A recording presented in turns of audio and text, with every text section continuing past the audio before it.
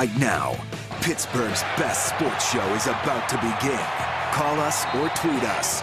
We've got things to talk about on the Ireland Contracting Nightly Sports Call. All right, Ken, thanks very much. Good evening, everyone, and welcome to a Wednesday night edition of the Ireland Contracting Nightly Sports Call. Here until 11 o'clock, and I'm riding solo tonight, so give me a call at 412-575-2600, or you can also tweet me at KDPomp. We have a lot to get into, of course, and the Pirates are in Houston, and very good result tonight, and maybe they've found a solution to their opener problem, given all the injuries, and given all the unsuccessful outings by the openers.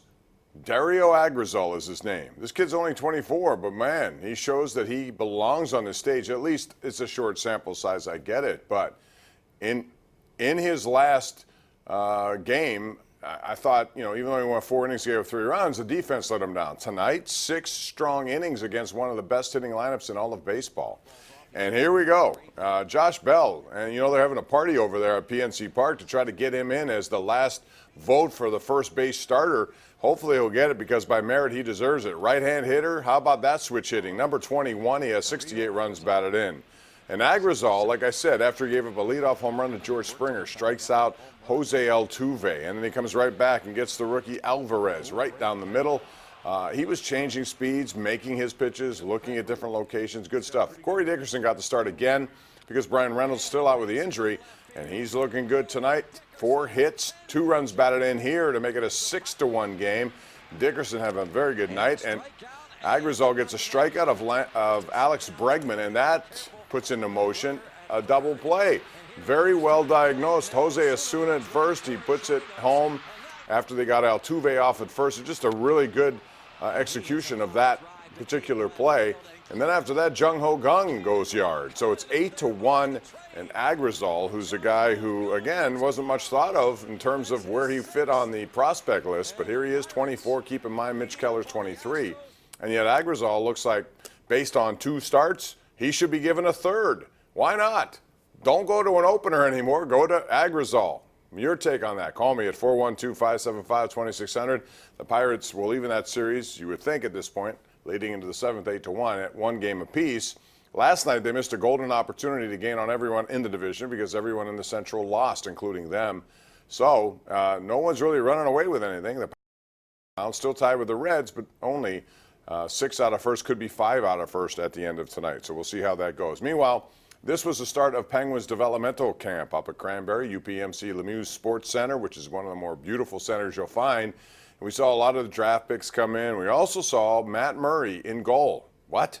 He's not a rookie. He's a 2-time Stanley Cup champ. But there was another Matt Murray there, a young kid, 21-year-old Matt Murray, who played at UMass.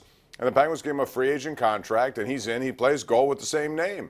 You can only hope for the same kind of success, but he's been very good about all the ribbing that he gets by having the same name, some of the mistaken identity or whatever you want to call it, but he's been very good about that. He's trying to make a name for himself, and wouldn't that be weird one day to have 2 Matt Murrays, your backup and your starter, both by the same name? Likely won't happen, but the Penguins need some goaltending depth.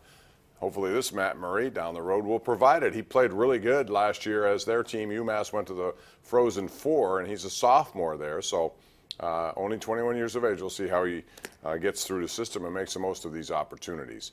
412-575-2600 is the number to call. Also, Frank.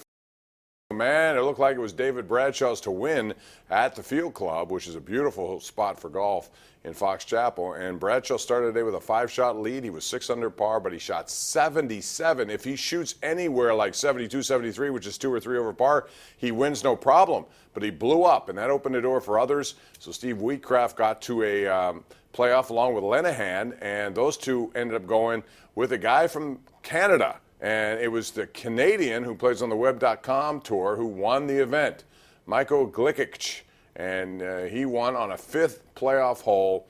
We'll show you the final score leaderboard coming up tonight at 11 on KDK. But that's a wonderful event thrown by Frank Fuhrer, who's in his 90s, still going strong, and supporting local golf. A beautiful trophy and $40,000 first prize. You can see why a lot of guys want to play in that event.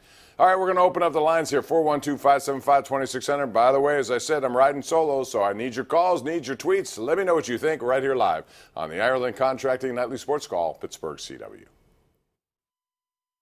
Ireland Contracting Nightly Sports Call is brought to you by Ireland Contracting, celebrating 25 years as Pittsburgh's #1 home exterior expert in roofing, siding, windows, and gutters, where honesty and integrity still matter.